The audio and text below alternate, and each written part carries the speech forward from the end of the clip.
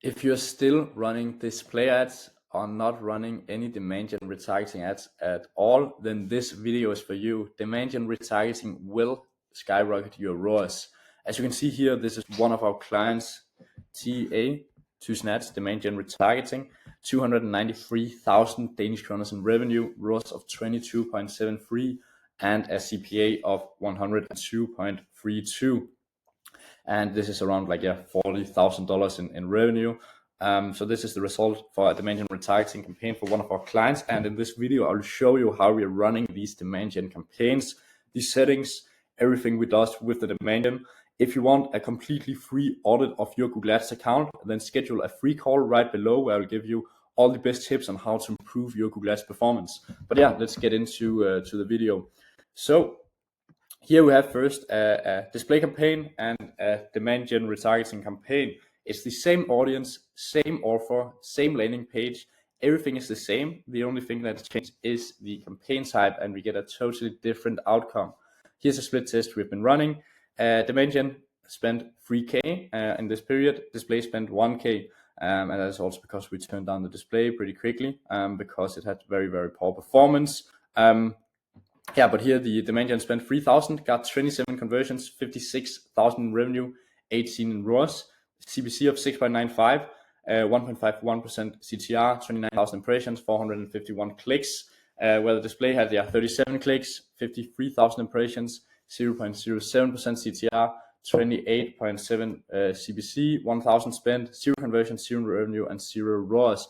And this campaign obviously have also gotten good performance before when we were running display on different, also when we changed up the placements we had with the display, we had much better performance than 0 conversions before and a lower CPC. But lately we have seen poor performance from the display. And when we compare it directly to the demand gen, even with the best performance we have ever had with the display, we have never had better performance in the best period of the display than what we see in normal weeks with demand gen retargeting. So everyone wants display, pretty much everyone. A lot of like the larger accounts especially does. A lot of the older Google Ads people are still running display. Almost no one runs demand gen. And when I see demand gen, often it's very, very top funnel focused, which I think is actually not even good. I don't really like demand gen as top funnel, but as retargeting, I like it. Demand gen is very underutilized because most brands either don't know how effective it is or know how to set it up. Even if you're running correctly, creating massive opportunity for those who knows how to leverage it properly, those who can actually run it with good retargeting and not just spend all money on retargeting on Meta, Facebook, Instagram, or use it on display. Most people are fighting to make display ads work, trying new display angles, all of this. And also we simply run correct demand gen campaigns to get good performance. Demand gen retargeting is an easy profit booster. It's not something you will get into and scale your account to XX amount because it's only retargeting. So it's not, you cannot spend a huge amount of money on it. Demand gen running retargeting campaigns is the easiest way to get more out of your advertising budget. It makes of course sense. Why retargeting? You're targeting warm traffic, warm traffic drives a high ROAS and requires a small percent of the budget. That's very, very obvious.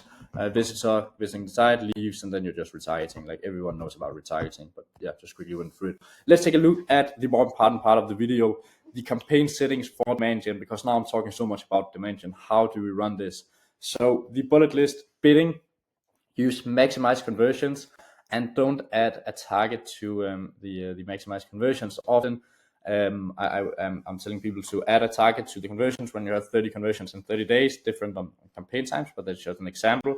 But here in Demand Gen for the retargeting, I don't ever use a target because it's just with the small budget, with the retargeting, I in my experience, has not been working very well at all when it's retargeting. On all the other demand gen, when I'm scaling on cold traffic, YouTube, it's what I use mostly when it's cold traffic, it works. But yeah, the devices, next setting, only use computers, phones only. We don't want to target tablets, TV screens. Like TV screens is always bad. Tablets, like when I look through data, often tablets show less ROAS. Network, when it's retargeting, just have all Google Ads channels, and optimized traffic targeting is of course taken off. We are targeting retargeting, so we don't have optimized targeting. Best performing retargeting audiences. This is the audiences we set up, different from client to client, what is performing, what is not. But this is like the default we mostly use. Sometimes it's a little bit different. But yeah, we have previous buyers who has, for example, not purchased anything in the last 180 days. So we want to get them in the loop again.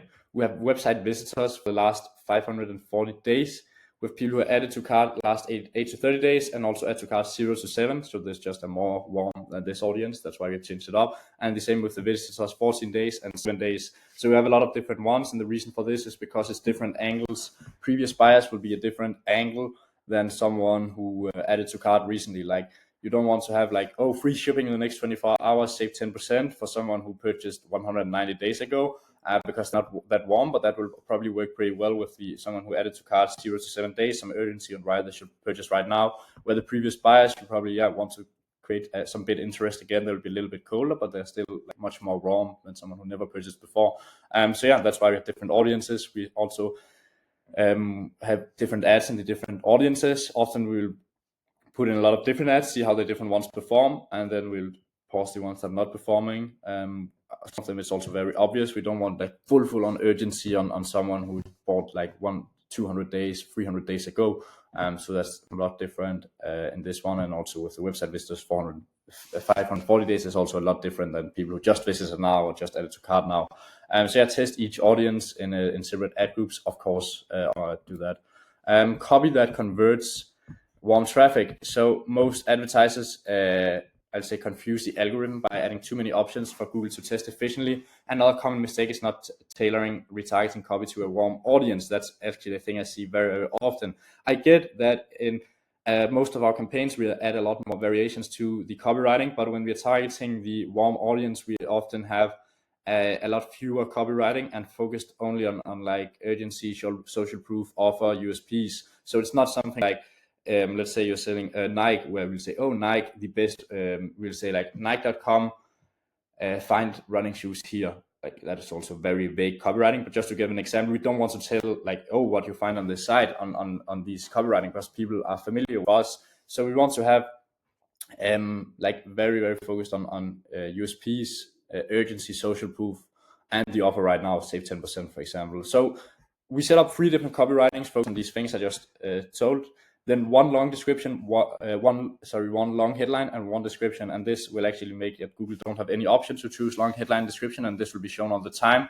Headlines it can mix and match a little bit with free, but we don't want to target put in more than these. Just make it because you know what will be working properly for your very warm audience. So just focus on these things. And then for the CTA, don't use this like visit site or automatic option, which I see a lot of people does as well, has the automatic one and thinks, oh, let Google test the different ones. No, people are warm here. Like most of them warm, maybe except some of the people who just visited this site many days ago, but they're still going to be more warm than someone who never bought you before, never visited the site. So yeah, what we use here is the CTA, eCom, shop now, lead gen is sign up. Just focused on do this action we want them to do right now. With the video and image creative tips, so strong creatives, of course, are key to success with Demand Gen. It's focused on the creatives. Even with the best targeting, your content must have a strong appeal, otherwise it's invincible. You don't have to be a creative strategist, do this instead. If you're running creatives on Facebook, TikTok, Meta/TikTok, use the top performers from Instagram, Facebook, or TikTok. Use these ones. You'll probably, if you're running ads there, you can just use the best ones. Focus on USPs, social proof, and offers. So if you have 20 different videos from Meta, 5 of them is focused on top funnel, whether you're introducing your product or a problem which people have. It's not probably those ones I will focus on here on Demand Gen, but more the USP ones, more the one with social proof. All of this I told about. And then one thing I'll probably do is just add a black screen end card, 5 to 7 seconds, to give YouTube more click time. When a YouTube video is done, there is some time where YouTube does not go through to the next video, but after that time has passed, it will just go through to the next video, because you get the ad before you're going to watch a video. So YouTube will automatically, after some time, go through to the video. We often have like a black screen or end card for 5 to 7 seconds after the video, where it's like click now to shop. And this gives a lot more time for the user to click on the video, to click on the ad and get into the website. All right, and then the last slide, Demand Gen Retargeting is a profit printer. It's not for scaling, it's for increasing multiplying ROAS on the account, probably just increasing the overall ROAS a little bit on the account because it's a very small budget you're going to be spending on demand gen.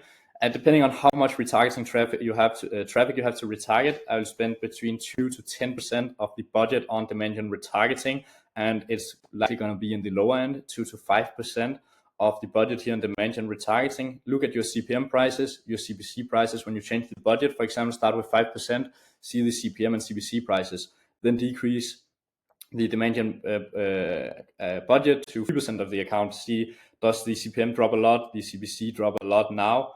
Increase it to 7%, 9%, and then just look at the CPM and CPC prices. And then when you find like the one where it's pretty low and getting good performance, but also not really missing out, then keep it at that level. I will do. It's not for scaling, of course, because it's retargeting. It helps you build a full funnel performance inside Google Ads. Google Ads can often just be focused on, I'll say, get the clicks from people who are looking to buy right now, like very bottom and middle funnel, and often like hard to retarget. Also, top funnel is very hard, but that's a completely different area than what we're talking about right now. But it's also often like not good with retargeting. Display is very poor. With the demand gen, we're seeing much better performance with retargeting. So it helps you build more full funnel performance inside Google Ads. We have used this in across 20 plus different niches and almost always outperforms display, which is also what I have been preaching in this video. So that's everything from this video. If you want to get this strategy implemented for you, then click right below to book a free strategy session where I'll review your Google Ads setup and show you how to plug in the full funnel demand gen. Also give you some feedback on your current creatives, if you can run with these creatives, if you should do new ones, and what kind of your creatives you should run with. If you have 50 different, I'll say test out these 10 different first. So that's everything from this video. Hope you have a great day today. And if you enjoyed this video, then click below to like and subscribe. So that's everything from now. Thank you very much for watching.